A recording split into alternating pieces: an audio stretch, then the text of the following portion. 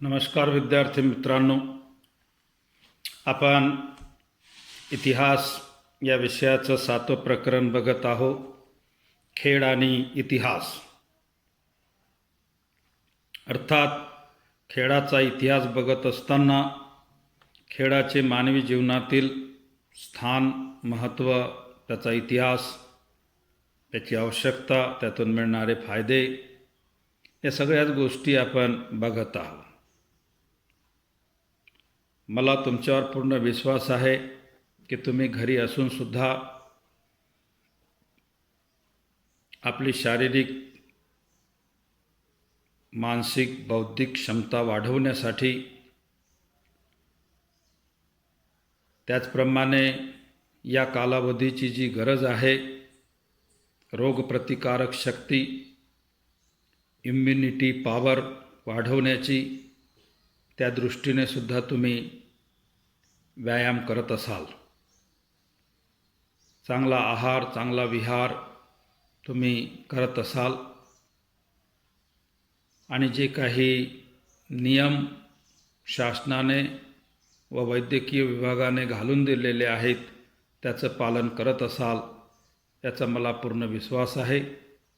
आणि जर काही विद्यार्थी चुकत असतील तर त्यांनीसुद्धा कृपा करून त्या चुका करू नये. उलट समाजात तुमच्या नजरेत जर कोणी येत असेल की तो चुकून राहिला तर त्याच्यासुद्धा ते दुरूनच लक्षात आणून द्या. तर विद्यार्थी मित्रांनो, खेळ हा मानवी जीवनाचा आवश्यक घटक आहे. Sports is the undivided part of human life, की अविभाज्य घटक आहे. त्याला विभाजित करता येत नाही, माणसापासून अलग करता येत नाही. खेळांचं प्रमाण कमी जास्त असू शकते, खेळाचं स्वरूप हे वेगवेगळं असू शकते, परंतु खेळ हा मानवी जीवनात आवश्यकच आहे. मग तो तुम्ही नियमाला धरून खेळा किंवा बिना नियमानं खेळा, पण शेवटी त्यानं होणारे जे फायदे आहेत ते फायदे अल्टिमेटली होतच असतात. तर आपण आजच्या तासिकेला खेळांच्या स्पर्धा बघणार आहोत. खेळांचे प्रकार आपण बघितलेत: बैठे खेळ, मैदानी खेळ, शारीरिक कसरती, त्यानंतर साहसी खेळ, असे त्यानंतर मैदानी स्पर्धा, असे वेगवेगळे प्रकार आपण खेळांचे बघितले. आता आपण खेळांच्या ज्या स्पर्धा आहेत, the tournaments, the sports competitions, various लेव्हलवर, वेगवेगळ्या पातळीवर या स्पर्धा होतात. त्यापूर्वी तुमच्यासाठी एक उपक्रम, अर्थात तो पुस्तकातच दिलेला आहे, की इंटरनेटच्या माध्यमानं किंवा शिक्षक व पालकांच्या मदतीनं जे भारताचे थोर कुस्तीगीर आहेत, रेसलर आहेत, खाशाबा जाधव, की ज्यांनी ऑलिम्पिकमध्ये कुस्तीचं मेडल मिळवलं, त्यानंतर मारुती माने आहेत आणि भारतरत्न सचिन तेंडुलकर आहेत, यांच्यापैकी कोण्याही एका आंतरराष्ट्रीय खेळाडूच्या जीवनावर इंटरनेटद्वारे माहिती उपलब्ध करा आणि ती आपल्या स्वाध्यायाच्या वहीमध्ये लिहा. म्हणजे तुम्हाला त्यातून एक चांगला उत्तम खेळाडू बनण्यासाठी खेळाडूला कसे परिश्रम करावे लागतात, कसा संघर्ष करावा लागतो, आणि संघर्ष व परिश्रमातून आणि सातत्यपूर्ण सरावातून कसा खेळाडू तयार होतो. खेळाडू राष्ट्रीय असो की आंतरराष्ट्रीय असो, त्याची सुरुवात मात्र शालेय स्तरावरून किंवा गाव पातळीवरूनच होत असते. आणि म्हणून तुमच्यामध्ये सुद्धा ती क्षमता आहे, हा मला विश्वास आहे. माझ्या प्रत्येक विद्यार्थ्यामध्ये, विद्यार्थिनीमध्ये नॅशनल इंटरनॅशनल प्लेयर बनण्याची क्षमता आहे. फक्त आता आपण आपल्यामध्ये असलेली क्षमता आपण ओळखावी आणि त्या क्षमतेनुसार एक खेळ निवडावा आणि त्या खेळाला स्वतःला समर्पित करून द्यावा. पी.टी. उषाचं नाव मुलींनी ऐकलेलंच आहे की जिला भारताची सुवर्णकन्या, the golden girl of India किंवा वायुकन्या म्हटल्या जाते. म्हणजे हवेपेक्षाही तेज ती धावायची आणि सर्वात जास्त मेडल्स तिने देशासाठी मिळवले. म्हणून हे असे जे मोठे खेळाडू आहेत यांचा आदर्श आपल्यापुढे ठेवायचा आणि त्यांचे जी जीवनी आहे, त्यांची जी बायोग्राफी आहे, ऑटोबायोग्राफी आहे, त्याचा आपण अभ्यास करावा. अर्थात अलीकडे या सगळ्या गोष्टी किंवा ही सगळी माहिती इंटरनेटवर उपलब्ध आहे, आंतरजालावर उपलब्ध आहे. तर पुढे आपण बघू खेळांच्या स्पर्धा. विद्यार्थी मित्र हो, खेळांच्या स्पर्धा अगदी आंतरवर्गीय क्रीडा स्पर्धांपासून सुरू होतात. जसं की तुम्ही बघता दरवर्षी आपण स्नेहसंमेलनाअंतर्गत, गॅदरिंग अंतर्गत आंतरवर्गीय क्रीडा स्पर्धा घेतो. आंतरवर्गीय म्हणजे इंटर क्लास टुर्नामेंट, म्हणजे एक वर्ग दुसऱ्या वर्गाशी खेळतो, दुसरा वर्ग तिसऱ्या वर्गाशी खेळतो. म्हणजे अशा तऱ्हेनं आपण आंतरवर्गीय खेळ खेळतो. त्याच्या पुढे मग आपण जातो तर इंटर स्कूल, म्हणजे गावातल्या ज्या 2-4 शाळा असतात त्या एकत्र खेळतात, त्याला म्हणू आपण आंतरशालेय इंटर स्कूल टुर्नामेंट. त्यानंतर झोन टुर्नामेंट, क्षेत्रीय क्रीडा स्पर्धा. जसा आपला वरुड तालुका आहे, वरुड तालुक्याचे आपण 4 झोन पाडलेले आहेत. तिकडे आमनेर झोन वेगळा आहे, इकडे टेंभुरखेडा झोन वेगळा आहे, तिकडे लोणी वेगळा आहे आणि आपला जरूड वेगळा आहे, राजुरा झोन वेगळा आहे. तर अशा तऱ्हेनं राजुरा, आमनेर, टेंभुरखेडा, आपण टेंभुरखेडा झोनमध्येच येतो, आणि तिकडे लोणी, असे 4 झोन, 4 क्षेत्र पाडण्यात आले. त्याला झोनल टुर्नामेंट किंवा क्षेत्रीय क्रीडा स्पर्धा म्हणतात. त्यानंतर तालुकास्तरीय क्रीडा स्पर्धा. तालुक्यातल्या सर्व शाळा एकत्रितपणे खेळतात, एकमेकांशी स्पर्धा करतात. तालुक्यातून जे संघ जिंकतात ते जिल्हा स्तरावर खेळायला जातात. जिल्हास्तरीय स्पर्धा ते जिल्ह्यातल्या वेगवेगळ्या तालुक्यातून आलेले संघ एकमेकांविरुद्ध खेळतात. जिल्ह्यातून जे संघ विजयी होतात ते विभागीय स्तरावर खेळतात. जसा आपला अमरावती विभाग आहे, अमरावती विभागात 5 जिल्हे आहेत, अमरावती, अकोला, बुलढाणा, यवतमाळ आणि वाशिम. तिथे 5 जिल्ह्यातून 5 टीमा येतात, वेगवेगळ्या जिल्ह्यातून वेगवेगळे संघ येतात. त्याला डिव्हिजनल टुर्नामेंट म्हणतात, विभागीय क्रीडा स्पर्धा. त्यानंतर राज्यस्तरीय स्पर्धा, जे वेगवेगळे डिव्हिजन आहे, वेगवेगळे जे विभाग आहेत आपले, अमरावती विभाग, नागपूर विभाग, त्यानंतर कोकण विभाग, मराठवाडा विभाग, पश्चिम महाराष्ट्र विभाग, मराठवाडा विभाग, असे हे जे विभाग आहेत, या विभागातून मग सगळे संघ येतात राज्याच्या सगळ्या विभागातून. त्याला राज्यस्तरीय स्पर्धा म्हणतात. आणि देशांतर्गत जेवढे राज्य आहेत ते आपसात जेव्हा खेळतात त्याला राष्ट्रीय स्पर्धा म्हणतात. आणि जगात जेवढे राष्ट्र आहेत ते जेव्हा एकत्र खेळतात तेव्हा त्याला आंतरराष्ट्रीय इंटरनॅशनल टुर्नामेंट नॅशनल नंतर मग इंटरनॅशनल टुर्नामेंट, स्टेट, नॅशनल आणि मग इंटरनॅशनल टुर्नामेंट होतात, आंतरराष्ट्रीय स्पर्धा होतात. तर अशा तऱ्हेनं अगदी स्थानिक पातळीवरून तर आंतरराष्ट्रीय स्तरापर्यंत वेगवेगळ्या प्रकारच्या खेळ स्पर्धा खेळल्या जातात, स्पोर्ट्स कॉम्पिटिशन होतात. परंतु जगातल्या ज्या सगळ्यात मोठ्या, सगळ्यात उच्च स्तरावरच्या ज्या स्पर्धा आहेत, सगळ्यात मोठ्या ज्या स्पर्धा आहेत त्या आहेत ऑलिम्पिक स्पर्धा. ऑलिम्पिक खेळांच्या स्पर्धांमध्ये ज्या स्पर्धांना मान्यता मिळाली आहे, अशा स्पर्धांमध्ये जागतिक मान्यता मिळालेली आहे, अशा स्पर्धांमध्ये पहिला क्रमांक हा ऑलिम्पिकचा येतो.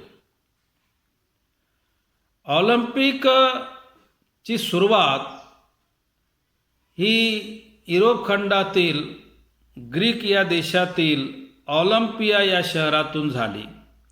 त्यामुळे त्याला ऑलिम्पिक असं नाव देण्यात आलं. ऑलिम्पिक स्पर्धेमध्ये जगातील 7ही खंड सहभागी होतात. मग तो आशिया खंड असो, आफ्रिका असो, युरोप असो, उत्तर अमेरिका असो, दक्षिण अमेरिका असो, की आणखी जे उरलेले 2-3 जे खंड आहेत ते असो, हे सगळे 7ही खंड एकत्रितपणे खेळतात. म्हणजे जगातील जवळपास सर्वच राष्ट्र, काही अपवाद असतीलही, सर्वच राष्ट्र या ऑलिम्पिक स्पर्धांमध्ये सहभागी होतात. ऑलिम्पिक स्पर्धानंतर दुसऱ्या स्पर्धा येतात आशियाड स्पर्धा आणि दिव्यांगांचा ऑलिम्पिक. दिव्यांग म्हणजे जे अपंग लोक असतात, हँडिकॅप लोक असतात, त्यांना दिव्यांग म्हणतात. आता त्यांना अपंग हा शब्द न वापरता दिव्यांग शब्द वापरला जातो. तर ह्या ज्या आंतरराष्ट्रीय स्पर्धा आहेत ऑलिम्पिक आणि एशियाड, या दर 4 वर्षांना आयोजित केल्या जातात.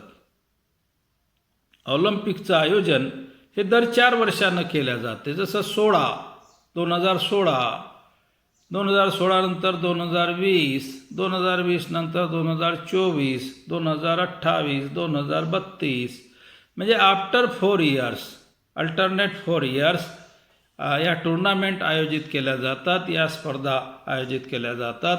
ऑलिम्पिक आणि आशियाड स्पर्धाचा जो कालावधी असतो तो 4 वर्षाचा असतो. अर्थात आशियाड आणि ऑलिम्पिकमध्ये 2 वर्षाचा फरक असतो. तो कसा असतो? समजा 20मध्ये ऑलिम्पिक झालं, समजून चाला, किंवा असं समजा की 16मध्ये ऑलिम्पिक झालं, तर दुसरं ऑलिम्पिक केव्हा होईल? 20मध्ये. तर 16मध्ये जर ऑलिम्पिक झालं असेल तर 18मध्ये आशियाड होईल आणि दुसरं आशियाड 22मध्ये होईल. म्हणजे 18 न 4 22 आणि 16 न 4 20. पहिलं ऑलिम्पिक 16मध्ये झालं तर दुसरं 20मध्ये होईल. पहिलं आशियाड 18मध्ये झालं तर दुसरं 22मध्ये होईल. 18 न 4 22, 16 न 4 20, म्हणजे 4-4 वर्षाच्या अंतरानं. तुम्हाला ऐकून किंवा माहीत होऊन फार आनंद होईल की आशियाड स्पर्धा किंवा एशियन गेम्स जे आहेत, एशियाड स्पर्धा ज्या आहेत, याची सुरुवात भारताने केलेली आहे. म्हणजे आपला देश याचा जनक आहे. भारताचे पहिले प्रधानमंत्री, पंतप्रधान पंडित जवाहरलालजी नेहरू यांनी या स्पर्धांची सुरुवात केली आणि 1951मध्ये याची सुरुवात झाली. 1951च्या ज्या पहिल्या एशियाड स्पर्धा होत्या त्या भारतात झाल्या, दिल्लीमध्ये. त्यानंतर ऑलिम्पिक हे सुद्धा प्राचीन आणि अर्वाचीन 2 प्रकारचा ऑलिम्पिक आहे. प्राचीन ऑलिम्पिकची सुरुवात इसवी पूर्व 776मध्ये झाली होती. मग ग्रीकवर रोमनांचं साम्राज्य आलं आणि रोमन साम्राज्याच्या काळात ग्रीकमधून या स्पर्धा बंद पडल्या आणि त्यानंतर मग पुन्हा फ्रान्सचे जे राजपुरुष होते, फ्रान्सचा जो राजकुमार होता बेरॉन दी कुबर्टीन, याने आधुनिक म्हणजे अर्वाचीन ऑलिम्पिकची सुरुवात केली इसवी सन 1896 साली आणि ती सुद्धा ग्रीकमधूनच झाली. म्हणजे अशा तऱ्हेनं या आंतरराष्ट्रीय स्पर्धा आहेत. त्यानंतर विश्वचषक स्पर्धा होतात. विश्वचषक म्हणजे वर्ल्ड कप, चषक म्हणजे कप, विश्व म्हणजे वर्ल्ड. विश्वचषक वर्ल्ड कप स्पर्धा, मग त्या क्रिकेटच्या असतील, फुटबॉलच्या असतील, कुस्तीच्या असतील, हॉकीच्या असतील, बुद्धिबळच्या असतील, यासुद्धा इंटरनॅशनल लेव्हलवर स्पर्धा होतात. त्याला वर्ल्ड कप म्हणतात. उदाहरणार्थ क्रिकेट विश्वचषक स्पर्धा, हॉकी, कुस्ती, बुद्धिबळ इत्यादी खेळांच्या स्पर्धा जागतिक पातळीवर होत असतात. आपल्या देशात हॉकी, क्रिकेट हे खेळ लोकप्रिय आहेत. हॉकी तर आपला राष्ट्रीय खेळ आहे. Hockey is our national game. पण दुर्दैवानं आपण असं बघतो की आपला राष्ट्रीय खेळच मोठ्या प्रमाणात भारतात खेळला जात नाही. एक काळ होता की भारतामध्ये हॉकी हा खेळ अग्रक्रमाने खेळला जायचा, मोठ्या प्रमाणात खेळला जायचा. पण अलीकडे हॉकीची जागाही क्रिकेटने घेतलेली आहे आणि क्रिकेट हे मोठ्या प्रमाणात लोकप्रिय झालेलं आहे. कारण याच्यामध्ये एक प्रकारची व्यावसायिकता आलेली आहे. मोठ्या प्रमाणावर व्यवसाय होतो आहे. मोठमोठ्या कंपन्या किंवा भारतातले श्रीमंत लोक टीम विकत घेतात किंवा खेळाडू विकत घेतात. मोठमोठ्याला स्टेडियमवर त्याचं आयोजन केले जाते. मोठ्या प्रमाणात तिकीट विक्री होते. एवढंच नव्हे तर या क्रिकेट स्पर्धांमध्ये सट्टा खेळला जातो, जुवा खेळला जातो, टीमवर पैसा लावला जातो. कोणती टीम जिंकेल, कोणती टीम हारेल, कोणत्या टीमवर किती पैशाला किती पैसे मिळतील, किती रुपयाला किती रुपये मिळतील. म्हणजे अशा तऱ्हेनं ही खेळ क्षेत्रातील एक काळी बाजूसुद्धा या ठिकाणी, ब्लॅक साईडसुद्धा या ठिकाणी, डार्क साईडसुद्धा या ठिकाणी आलेली आहे की जुवा खेळला जातो, सट्टा खेळला जातो. वास्तविक खेळासारख्या पवित्र ठिकाणी या गोष्टी होऊ नये. कारण खेळ हा अतिशय पवित्र असतो.